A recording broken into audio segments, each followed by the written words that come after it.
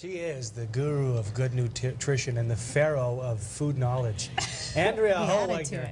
She's a registered dietitian, and she's here because we want to get on the right track for 2010. Yeah, and taking all your nutrition questions. Thanks for sending in all your great questions this morning. Andrea, I know you've had a chance to read through some, so we'll get through as many as we can. Absolutely. There was quite a list. Yeah, let's throw up Tom's question. This is a great one. I'm wondering if you recommend iron supplements for pregnant women. You know, and Tom wrote in quite a question regarding some new research coming out that suggested that prenatal supplements can contribute to morning sickness for pregnant women. And while there was that study, I think, you know, the gold standard amongst all of the medical community still is to recommend a prenatal supplement, which does include a lot of iron. And the reason being is that it's really difficult to get the big, massive influx of iron that we need through just our foods when women are pregnant. And so, you know, if you're having trouble with morning sickness, my suggestion might be to try taking it in the evening, or even try getting one of those pill cutters and actually splitting the dose and do half in the morning, half at night. And if you're still having trouble, then talk to your doctor. There's a prescription called Pregvite, which is a prenatal supplement that you can get from your doctor that is a lot easier to tolerate. I found splitting the pills really made a huge difference for me. Right. Those prenatal pills can sometimes make you a little nauseous on top of everything else. Yes. So, yeah, good question. Prime rib or steak for every meal. There's a couple ways to get around it. Sometimes that helped too, actually. I don't think pregnant women heard that all that much. I got one for you from Suzanne that was sent in. This is a nice one because it's very fitting, and I think that hopefully you can shed some light on, you know, that finances don't have to get in the way. So suggestions she's looking for eating healthy when they're financially strapped and stuck with cheap food like craft dinner and pastas and the like. You've covered pastas already, but do you have to have a lot of bucks to eat right and to get the nutrition you need? You know what, certainly finances are challenging when you go to the grocery store. My suggestion first off is make sure you take a look at the local flyer, what's on special that week.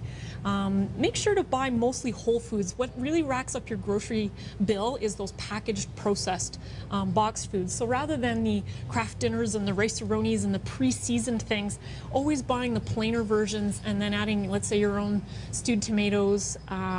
You know, a cheaper version of a protein would be adding a can of black beans or chickpeas to a tomato sauce if ground beef, for example, is looking expensive that week.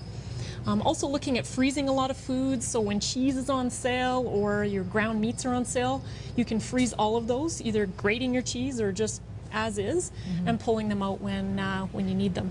A lot of those prepackaged foods are super high in sodium too, which can be a problem down the road. And also, of course, remembering earlier we talked about the benefit of frozen fruits and vegetables as being very nutritionally adequate to fresh ones. So always a good alternative if the produce aisle is looking expensive. And if they're on sale, pick them up frozen instead of fresh. Absolutely. All right, this is a question from Carla next. What B vitamins can you get through food? You know, there's a bunch of B vitamins. I think there's about 8 of them, actually. So, you know, thiamine, riboflavin, folic acid are a few. And most of our B vitamins come from a pretty wide display of foods. A lot of our grains are where you're going to get your B vitamins. And then something like folic acid, which is, of course, really important for pregnant women and also in protecting your heart, is going to be more in your dark green leafy vegetables and bright orange types of foods. So things like orange juice and red peppers and mangoes and that kind of thing. All good things, I think. So key to get your B vitamins is you got to eat a wide variety of foods. There's 2 things that women love. You dealt with chocolate earlier, and you said, you know, you can maybe get that fixed with the dark chocolate. It might take you further. The other thing women love, in my experience, is wine. So the next question is from Penny. And this is a question we've had come up in the news over the past several years, and I think that a lot of women point toward Europe. Is it okay to drink wine if you're breastfeeding? If Penny, so, what's a safe amount? Thank you for asking this question. I know many women that are breastfeeding feel even self-conscious asking, you know, is it appropriate to have a little bit of wine? Yeah. And it absolutely is. Our recommendations through Health Canada and the Canadian Pediatric Society, as well as Dietitians of Canada, suggest that if you have one alcoholic beverage, so a small glass of wine, you know, 4 or 5 ounces, you should wait about an hour before breastfeeding your baby. And that gives it sufficient time to sort of work its way through. And a lot of women do pump too, if they... Sure. By pump, I mean pump. Yeah. That's the international symbol for pumping. But that's a good way to plan ahead if you do want to enjoy a little bit of wine. Absolutely. I know, I was certainly there once or twice. Here's a question from Heather. What are the good fats we should have in our diet versus bad fats, and what daily amounts? Well, Heather, the good fats are what we call your unsaturated fats, and those are the ones you're going to find in things like nuts and seeds, almond butters, peanut butters, avocados, and then vegetable oils such as olive oil, canola oil. Those types of plant-based fats are very beneficial in reducing our cholesterol and keeping our heart healthy. The fats that we want to have a little less of would be your saturated fats and your trans fats. So really looking at your labels. Trans fats, of course, we're going to pick up in all the different packaged baked foods and deep fried foods in fast food restaurants. Saturated fats we're going to pick up in things like butters, margarines, and then the white fat that you see rippled around meat, and then in things like cheese and creams. So just watching our portions of those things is key. The other good fat that I failed to mention was the omega-3s, and that's a type of a type of unsaturated fat as well, primarily found in fish, and then also in things like ground flax seeds and walnuts. You know, we wanted to have you on for the new year, and Gord is obviously on a New Year's resolution fitness and nutrition kick.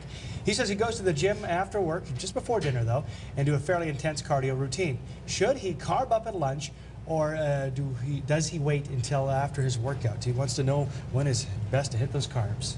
You know, when we're talking about workout nutrition, certainly if you're working out later in the afternoon, that lunch meal, you want to have a good source of carbohydrates as well as some good protein to really help stabilize the blood sugars out and keep you full through the afternoon. And then immediately before, you may choose to have let's say I don't know, a piece of fruit, a granola bar, something just light to sort of top up your energy. And the most important meal of the day for Gord, as someone that's doing regular workouts, is that recovery meal when he's finished training. That's the time where your muscles are really trying to recover and get the benefit from your workout. And again, we need some carbs there. Carbs are gasoline for your muscles, so we want to restock those energy stores. And then protein is also very important to help repair muscle tissue there. Is it time sensitive, like within an hour, within 2 hours? Great question. You know, we like people to get a carb source in within about 15 to 20 minutes post-workout. So my suggestion is in your workout bag, have a fruit. You could have an applesauce cup. You could grab a smoothie on your way out if it's going to be a longer period of time before you're going to be eating a supper meal. Something to just top up those carb stores right away is important. All right. Good stuff. Great advice. Thank you, Andrea. That's all the questions we're going to get to. We did do a random draw of all of the questions that were sent in to Andrea this morning for that Community Natural basket. Thank you to Community Natural for that. And Lisa Hadel. Lisa Heidel, yeah, I like it. Saying her name right. We know who she is, and we've got your email address, Lisa. Thank you for sending it in. What are they taking away, Suzanne? This beautiful basket from Community Natural, which is an awesome place to get started on with some healthy foods. Certainly some good choices in there, less temptations. I haven't tried their double bacon cheeseburger at the Community yet. Have to check that one out. Thank you, Andrea. That was great. Thanks for having me.